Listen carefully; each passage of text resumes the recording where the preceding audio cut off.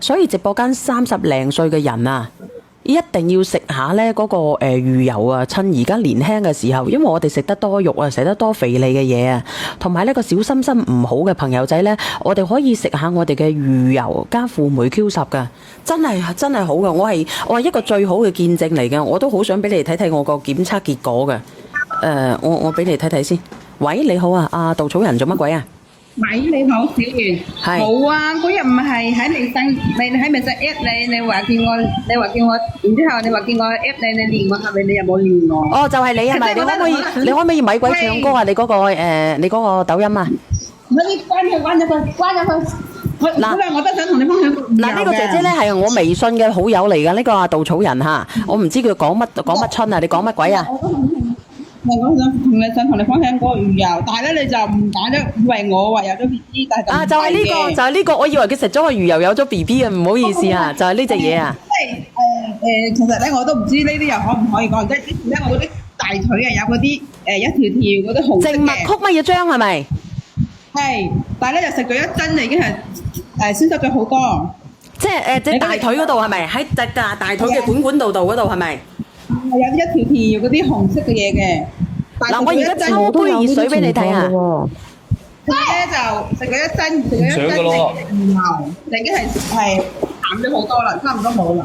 嗱，所以直播間嘅朋友仔，如果你哋想話個管道係想佢好嘅，同埋咧我哋啲芝啊，同埋我哋嘅方咧，佢好，即係嗰個芝某方某乾啊，同埋我哋嘅嗰啲金乜嘢油三乜嘢脂啊，佢高嘅話咧，佢會好容易阻塞我嘅管道嘅，特別係我嘅體質，所以我今朝早我就話俾阿亮仔知，我就去咗醫院咯，我都唔夠膽，我走嚟走去，我自己都好壓抑嘅，今朝早。嗰個你係想喺微信同你分享嘅，後尾你話你開緊播，我唔過嚟，後尾你又唔係冇錯，咁然之後咧，我今朝早我去檢咗查，我先至翻到嚟，我11點幾，差唔多12點鐘先至翻到嚟，攞住個報告。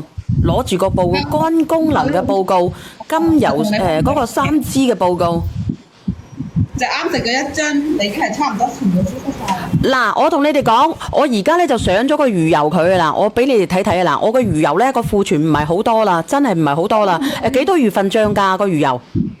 佢因為佢而家已經要升嘅，佢今個月開始原料要升嘅，跟住咧原料要升啦，要變翻99蚊3盒啦。咁如果你哋要買嘅，你買到7月份左右咧，佢就要升啦，變翻99蚊3盒啦。你而家買嘅，佢仲係乜嘢嚇？佢係幾多咧？佢係99蚊係5盒嘅，俾到大家係食幾個月啊？食2個半月係咪？係冇錯。我哋嘅魚油咧一次咧就食2粒嚇。你個泡沫喺邊度？你個泡沫喺邊度？要等幾耐先至得啊？咁唔係一早講定嘅咩個泡沫？係啊，食咗一樽咧就先得咗好多啦。嗱，你嗰度好嘈啊！其實你唔嗱，我同你講，其實咧你食大概幾耐左右咧？你食大概係2-3個月咧。我食咗3個月咧，佢就會調啦。我由幾多調到幾多啊？我都忘記咗啦。我等下截俾你哋睇睇啊！截俾你哋睇睇啊！上米係咪咁食啊？我哋嗰個魚油咧，你放心啊，佢係天然魚油嚟㗎。點天然魚油法啊？咁因為阿亮仔你講住先啦。咁我呢個天然魚油嘅話咧，我哋呢個係用我哋嗰個秘魯漁場嘅嗰個小魚啊，佢係用小魚嘅深海小魚啊，跟住然後提煉出嚟嘅。我哋純正，我哋唔係用合成嘅魚油啊，因為有啲我哋唔係合成嘅魚油啊，你哋平時買嘅咧，大部分咧都係嗰個合成嘅魚油嚟嘅。我哋係由天然嘅小魚提取出嚟嘅魚油，係小魚啊。咁其實我哋都食開嘅，而且天然我哋每一條魚油，我每一條漁船啊，都可以咧通過索碼咧，可以索得到佢係邊條漁船噶。然之後咧，我哋連呢個明膠都係洛塞爾，係咪？係羅塞爾啊，羅塞爾嘅名牌明膠。咁我哋呢一個我哋廣東省呢度咧，亦都有個咧明膠工作站。呢個明膠咧，其實就係牦牛骨。我哋食咗咧可以補充我哋嘅骨膠鉬原。然之後咧，我哋嘅魚油可以直接講係調節血鉬脂㗎，可以直接講㗎。嗱，我剪一罌魚油落去俾你睇睇啊，剪一嚿魚油落去，真係冇得賣㗎啦！我已經賣過好多㗎啦個魚油。嗱，我俾你睇睇嗱，我哋個魚油係點樣嗱？佢好快嚼聲嚼落去㗎啦。唉，筷子又唔擰，整嚿呢啲上嚟我都唔知你點整。嗱，我俾你睇睇啊嗱睇睇啊嗱，我而家滴咗落去，佢好快咧就會溶解啊！你睇唔睇得到啊？喺個水面就得㗎啦，你喺個水面佢接觸到啲油就得㗎啦，唔使擠落底嘅。佢接觸得到油，但係佢而家啲水咧，佢攞得到上嚟咧，佢而家慢啲啊！佢唔係熱水，佢凍因為水佢你個杯會慢啲。唔係啊，主要係你個杯啊太闊啊，你個杯太闊，跟住你個魚油咧你就咁擠咗落去，佢散開晒。佢接觸得散開晒係咪？但係佢好快溶㗎咋，你攞翻嚟如果唔溶嘅，你可以投訴我喎，或者退翻係啊，翻嚟俾我啊。因為你隻杯太闊啦，你隻杯太闊，個魚油散開晒，跟住就會員係3支可唔可以食啊？可以啊，三我就煲啊係啊，我可以俾你哋睇睇我嗰個結果㗎，我截個圖俾你睇定係點樣啊，亮仔？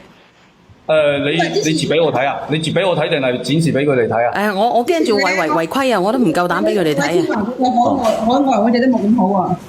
哦，咁唔好講阿天華係咪啊？天華等下鬧鳩柒我㗎，我話俾你知啊。咩啫？我又食緊，我又買咗原來你隻魚油可以嗰隻腳嗰度有嗰啲都可以㗎。我而係啊係啊，呢個家先知道慢生活話乜鬼啊？佢講阿天華，我真係好鳩驚喎，唔係講笑喎。因為好似我哋啲靜脈曲張啊，或者係啲管唔通啊呢啲啊。